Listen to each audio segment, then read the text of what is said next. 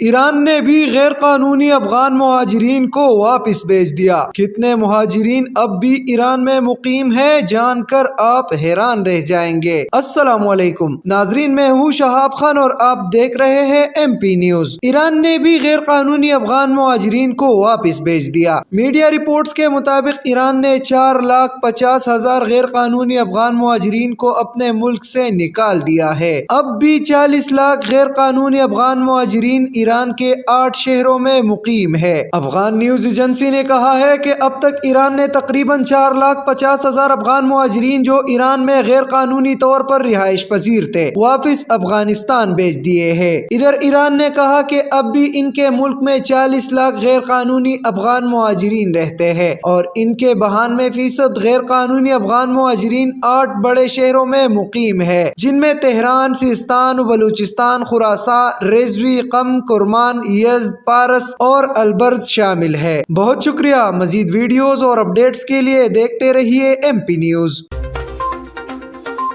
M P news Swat سمیت ملکی اور غیر ملکی خبریں آپ تک پہنچائے سب سے پہلے۔